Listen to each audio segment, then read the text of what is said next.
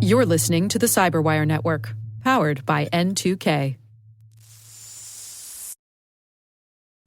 Step into the digital upside down with Cyber Things, Armis's new 3-part podcast series, which will dive into the unseen world of cybersecurity. From real-life hacks to the digital shadows of the dark web, we connect pop culture and protection, fear and control. Episode 1 drops soon, so look out for Cyber Things in partnership with CyberWire.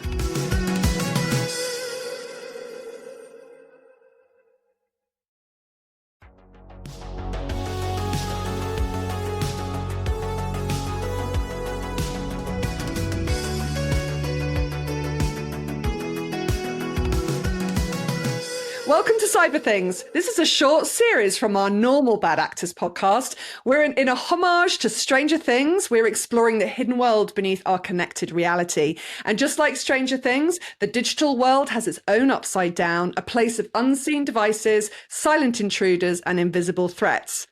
I'm Rebecca Cradick. I'm the Vice President of Global Communications here at Armis. And for this short series, we're going to be talking to some of our Armis cybersecurity professionals and massive Stranger Things fans who are wanting to talk about the digital demons that lurk in the shadows. For my first episode, I am joined by Kam Chumley-Soltani, our Director of OT Solutions Engineering at Armis. Kam, welcome to Cyber Things. Thank you so much. I'm excited about this. Rebecca, when you reached out, I was giddy on my chair. This was a no-brainer. So I love it. It's fun. And when you mentioned Stranger Things, I was like, sign me up. No hesitation. Perfect. That's what we love. We want something a little bit different than our normal programming discussion. So before we dive into sort of more of the cyber things, Stranger Things is a few weeks away. Are you excited? I am. Chaos. It's chaos everywhere. I'm literally on the edge of my seat. So it's funny, like as you brought this up and we agreed to do this, there were so many parallels. Yep. So it's going to be a good conversation for sure. I know it 100% is. And look, even if you're not a Stranger Things fan, I think people will definitely in cybersecurity and in the market that we work in every day, I think people will really resonate with this concept. And I'm hoping it will provoke a lot of debate within our specific cybersecurity community as well. So let's get into this. We are in November. 2025 has been absolutely crazy. We say this every year. We get to the end of the year, think, oh, that was an extraordinary year of threats, of hacks, of uncovering of things that are going on around the world. But this year particularly, it seems to have been a lot worse than previous years. And I want to talk specifically to you about critical infrastructure, because this is your specialism. This is what you look after from a customer perspective at Armis. Do you think this has been the worst year for targeting critical infrastructure? And what do you think that has looked like in terms of how customers have had to start really thinking about connecting their devices in that world? Yeah, 100%. I think not only from a strategic level, but even from a technical level, we see digital convergence coming up more and more and more and more. And maybe where 10 years ago, you had a lot of what we called operational technology and setting the stage for everybody. These are things not just business computers and we call the carpeted space, but even things like devices that are programmed to make something go up or down, faster, slower, hotter, colder. So when we say critical infrastructure, we're talking about things like water utilities, electric utilities, pharmaceutical companies, rail, aviation, you name it, anything that has real kinetic effects in the world. When we say operational technology or critical infrastructure, that's what we're referring to. And to your point, Rebecca, I feel like every year we finish and it's like, whew, that was a year. Surely it can't get any crazier next year. And then it happens. So to answer your question, I mean, there's been a couple massive attacks already in critical infrastructure specifically. And what we're really seeing is because the convergence of IT and OT and more devices now having internet access or being IP related and not necessarily serial, what that means as we're becoming more digital is with it comes additional attack vectors. And we're seeing that time and time again. And there's actually a couple of big attacks that we could touch on today. Yeah. And I want to talk to you about specifically about that and try and give some guidance to our audience of how we need to think about it as we go into 2026.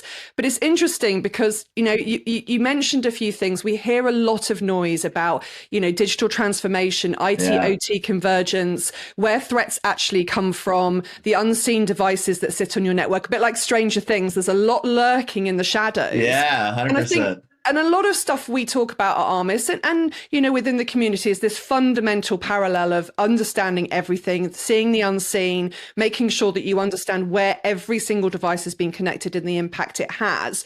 Why is that so important? Why is that rogue device that's sitting on a network that is just a harmless IoT camera or a harmless little mobile? If that's in a corporate network, why is that so important to be aware of if you are looking in a critical infrastructure operational technology environment? Yeah, the real reason is because all of these devices, they aren't just standalone.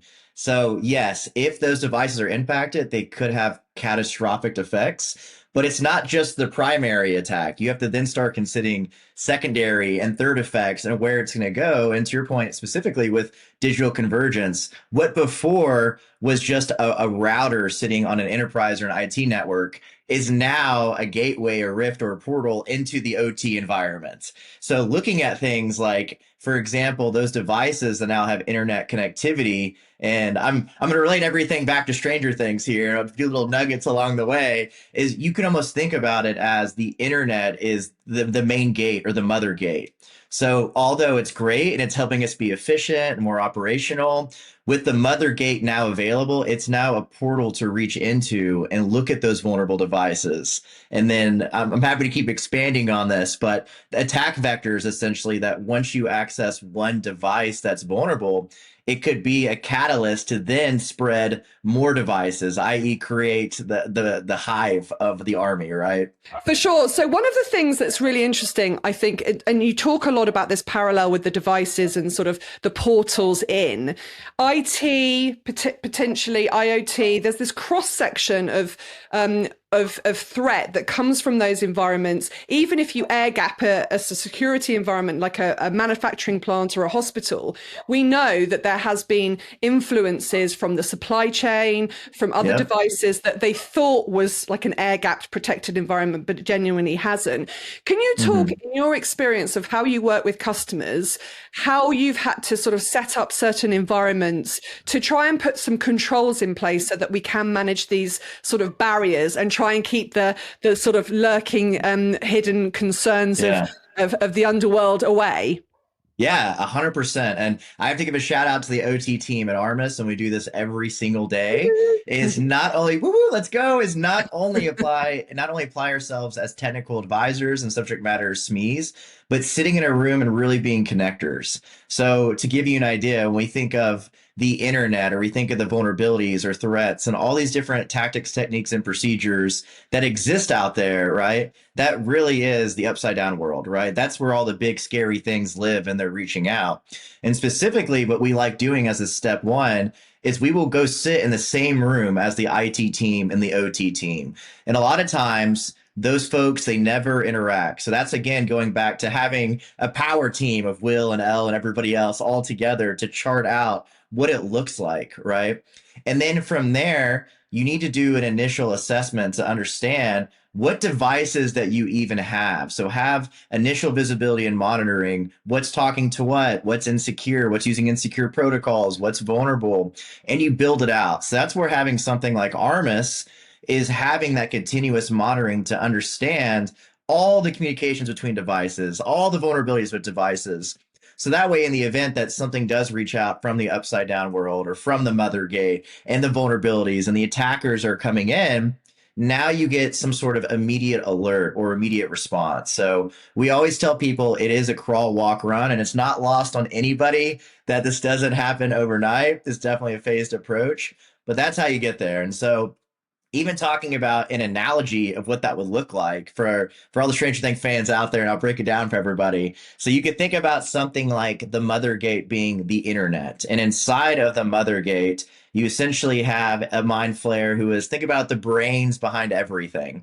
And this mind flayer has a telepathic link to all of these different kinds of monsters and armies that can go out there. So you can think about the mind flayer as the brains or an advanced persistent threat or a nation state actor that's going out performing some of these large exploitable attacks that we see wreaking havoc across critical infrastructure. And so there's different various types of soldiers, we'll say, that are under the command of the mind flare, right? We'll say demogorgons and demodogs and everything else. All you need to know is these are basic attackers that are predatory. And so they essentially will smell blood or some presence of something and they will attack it. So in this use case, those are hackers or hacker activists that are then going through something like the mother gate. And earlier, Rebecca, you spoke on environments that are air gapped. And that's why sitting down with the team is so important, because they may say that they're air gapped, but as you do a bit of objection handling and you're sitting down with the teams and you're mapping out network architectures, long and behold, there may actually be an open pivot point to that IT device that they can use as a segue. So maybe those vulnerable devices, those are the blood that the demogorgons smell and they're going out to attack, right? And maybe in the event that they actually are exploited, those vulnerabilities, and we can relate this to an attack that's happened over the last couple of years that's still ongoing. Once the device is actually exploited, it then becomes a pivot point for all those other devices that'll shut down the power grid, that'll turn off the baggage handling system out of the aviation system. A pharmaceutical company, it changes the chemical composition of what that medication looks like. And we can refer to those, right, the actual devices that are being compromised, as something like the flayed, right, where they're essentially being taken over to then gather other people and bring them into the army, all through that one telepathic link. So it is pretty scary out there, but we advise everybody to first get monitoring and see what's out there. Then you have to have vulnerability management to know which devices can be exploited. Then you have to have threat detection. And then ultimately, it's an ongoing iterative process to keep growing that environment and understanding things. And it also goes back to teamwork, right? Looking at all your other security tools, i.e. the rest of your team that are fighting everything in the upside down world, and then joining together. Yeah. And it's interesting because what you're talking about, what you're describing here is a massive escalation over the last 3 years, as you've said. And, yes. and I hate using this buzzword. We talk a lot about it on our other podcast, but AI has expanded and sped up the mind flare ability of, the team of bad actors to really put a lot of the emphasis and the speed and the time to hack or time to threat is very, very quick now. And so It's interesting how we as we look forward to 2026, how I think what you've laid out, the strategy of what you need to think about from a base level perspective and then sort of add the layers on. We know that AI is massively creating a new dynamic for people to think about, and it is sort of sentient sort of scariness in that they're starting to evolve and learn from hacks that they've tested in other environments particularly, and then adapt that to another, whether it's an airport or a water treatment plant. We know that learned behavior has allowed people to expand their attack surface.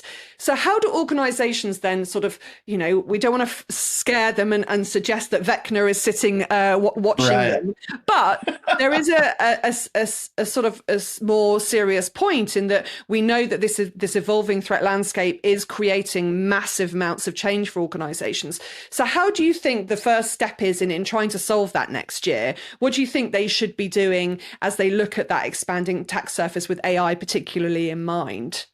Yeah, spot on. And I mean, you said it best, right? We're seeing a lot of these exploits and attackers and red hatters and penetration testers and everybody else, right? Unfortunately, more so on the adversarial side of the house for malicious intent.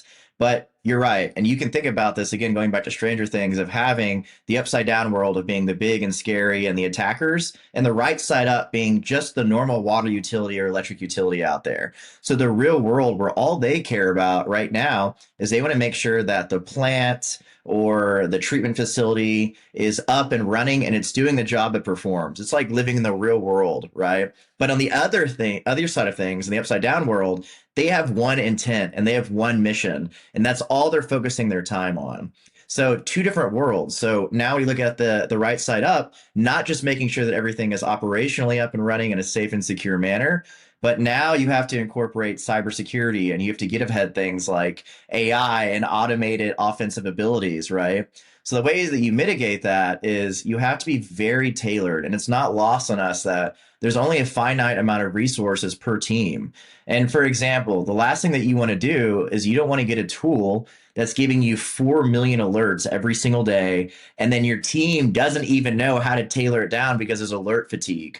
So it's understanding of those devices that are vulnerable out there. It doesn't necessarily mean that every single device needs to be patched or needs that sort of upgrade for whatever it might be. If you have the proper segmentation in place with physical or logical segmentation and micro segmentation, the risk inherently will lower, right? So with that being said, it would almost be like instead of those 4 million alerts, you then would understand that of those 4 million alerts, maybe there's a million devices. Of the million devices, because you have proper segmentation, maybe only 10% or 5% of those can actually be exploited.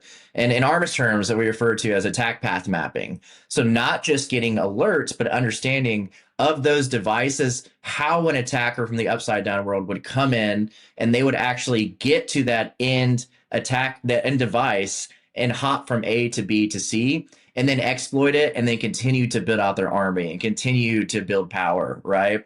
So that there's a couple of mechanisms for that. So integrating all of your tools, understanding what your attack landscape looks like, and then having something like an attack path map so that you're getting all of these alerts, but the real things to focus on so we can prevent any other rifts from opening. Yeah. And it's funny because one of the big premises of Stranger Things is, of course, awareness and power, and having that control and how you manage control. And excited to see the 11 and Dustin and the rest of the crew and how they tackle the coming together of the two worlds. But it's funny because in cybersecurity, we talk a lot about awareness being the key power. But of course, it's the one thing that slips through a lot of organizations' fingers because it's ever changing. One minute you think you've got everything sorted, you know where everything is, you can see everything, you know what your attack surface looks like. But of course, guest access, the supply chain, anything that's coming in and out on a daily basis changes the game. So awareness and control is complete illusion. So how do you then get into that proactive defense mode when actually a lot of organizations are still having to react to everything on a daily basis? Yeah. And I think a lot of it comes down to information sharing, collaboration, teamwork, private-public partnerships. And the reason for that is because, to your point, we don't want to be reactionary. A lot of times, when you look at recent attacks over the last couple of years, typically an adversary will sit in an environment for months before they actually exploit those end devices or they execute a kill chain.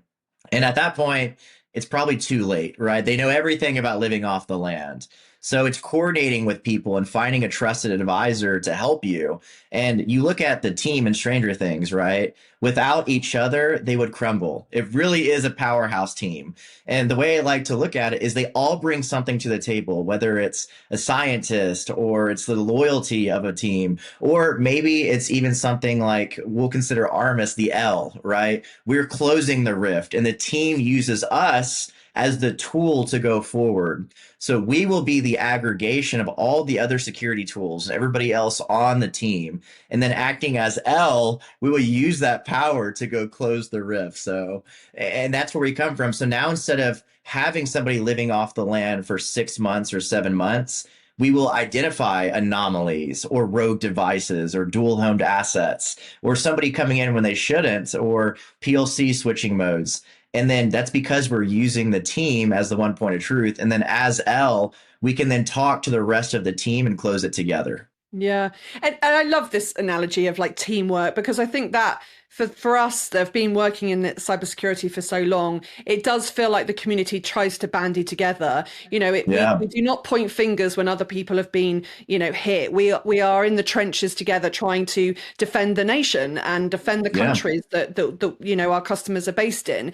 It's interesting as I look back for last year, this year, and look forward, I do genuinely feel, and why I'm so sort of passionate about this subject, is how mainstream cybersecurity issues are now. We talk a lot in, our little bubble of cybersecurity professionals of like what the problems are, but This year feels like it is in every conversation. My grandmother, my parents, my friends, my family, people that are not remotely in the cybersecurity world, but Yeah. they know the impact now. This is not a hidden technology, IT societies, IT department sort of element of discussion. It is Yeah. mainstream life. Everybody has probably been affected by something in the last couple of years, whether that's the democracy at threat that happened last year. Mhm. I'm a Brit. The UK this year has been inundated with threats across retail, Mhm. big manufacturers, car manufacturers, financial institutions. It really does feel like we have been inundated this year in problematic attacks, and it's had a Mhm. huge detrimental effect on the economy. It's had a detrimental effect on the people working at those organizations, not just in cyber, but the actual staff. And I worry next year that this potentially gets even more critical. You mentioned right at the beginning of our discussion a water treatment plant. We know some horror stories that have happened there. We talk about medical issues, cutting Mhm. edge, life threatening issues that have been created or have been affected by cybersecurity threats or Mhm. disruption. If we look into next year, what are the things that you would put out there about, positive intent that the community and the wider society need to be aware of as we think about cybersecurity issues for 2026? Yeah, and I'll start off by saying I'm scared too, Rebecca. Never in my life did I think that I'd be sitting around a Thanksgiving dinner and my grandma bring up cyber attacks. So that it's crazy. I mean, and not even in critical infrastructure, right? I mean, that's what I'm very passionate about. I think you are too. But even looking at things like deep fakes and using AI to replicate audio and visuals, and now impersonating people, where not just from a technological standpoint, but even things like social engineering being expedited through AI. So it is terrifying. And I think next year, the way that we get ahead of this is it really is going out and interacting with the ecosystem and our partners and getting involved. To give you an idea, here at Armis, we're heavily involved with things like building out OT zero trust framework and providing comments. There's something called the OT Cyber Coalition that does amazing work on the Hill that we're very involved with, and shout out to them. They're doing a great job too. So, and information sharing with things like ISACs, information sharing analysis centers, where we're now using the information that we have not only just as an OEM and as Armis, but sharing it across the entire ecosystem so we can succeed together. So that way, in the event that there is a 0 day, you don't have to wait weeks or months to understand that if you've been attacked, but you can get immediate results. And then pulling something in, there's a bunch of great partners out there too that have things like incident response retainers. So in the event that there is some sort of attack or incident that occurs, even if you don't have the manpower to support that sort of incident response, you have a team that's backing you. So you have something from a technological standpoint that's backing you and what's been identified and those attacks and fingerprints and any sort of hash that's matching or indicators of compromise. But you also have a team that can go out there and visit you. They can help you walk through that response. They have maybe something like a flyaway kit to do assessments, understand what's been attacked and triage it and everything else. So really, to answer your question in short, it goes back to those partnerships and building a powerhouse team that regardless of where that rift opens up or how the story changes, or maybe things that you didn't expect to happen in the first place, you can stay agile and be proactive and use AI to your advantage, right? Use it to augment your team, and not from a noise standpoint of being even more alerted and having the noise fatigue in front of you, but use it to do things like educate your teams on critical infrastructure, educate them on how to use specific tools, right? I mean, even us at Armis, we have a data lake of 6.5 billion devices that we're constantly fingerprinting. You can use AI to essentially look at that database to see which devices are end of life, end of sale, can be exploited. And you could use it for a variety of other things, right? Like enrich your SOC, educate your team members, come to workshops that we're at everybody else, go to conferences that are talking about cutting edge technologies and problems, and really just get involved. Every person in this community, and you and I both, Rebecca, we're very passionate about this because at the end of the day, it's about protecting society, right? We're all in it together. It is, and I love that. I mean, we should end there really, because that is the end game at the end of the day, and what a lot of us get up in the morning and work as hard as we do for. We are Yeah. actually at the very, very cutting edge of technology and the impact it has on day-to-day lives. And I don't want everyone to be scared, but we do see a lot of change. And I think going into next year, we need to be acutely aware of what could potentially happen. Awareness, knowledge is power, and just Yep. being aware of those things and being proactive and not sitting back and sort of waiting for things to happen is going to be crucial. I look forward to the rest of this series, because we're going to be talking to Michael Freeman, who's head of our Armis threat intelligence team, Nadir Israel, our co-founder and CTO, and then of course Curtis Simpson, our CISO. So we're going to have lots and lots of discussions about what else could be happening. But I'm going to end on our favorite subject, of course. Stranger Things is 3 weeks away. Little bit of prediction. You don't know how it's going to set itself up for the final series. What do you hope to see? Yeah, to be honest, I feel like the ending was already pretty emotional for me. Yeah. So before this, but I mean, I literally sat there for about 4 minutes afterwards, just digesting everything. So I don't know if it's gonna have to be a grand finale of the two worlds finally colliding and the upside down world now essentially projecting itself into the right side up. But I don't know, especially with things like the particles and matter in the air. Does that mean that more people are going to join the army? What does that mean for Elle not being blind? There's just so many things that are coming up that I couldn't tell you. I think the show does a great job of keeping us on our toes. And trust me, I'm on my toes right now, Rebecca. And I'm just playing all the music. Like, I'm an 80s kid. Yeah.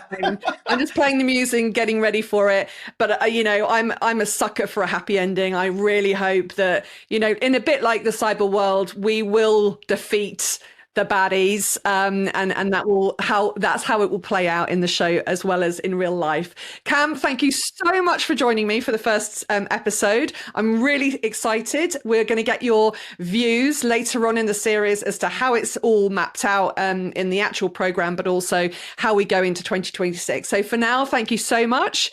And for the rest of our audience and listeners, please tune in for the next episode where we talk even more about some of the threats exposed by the Upside Down.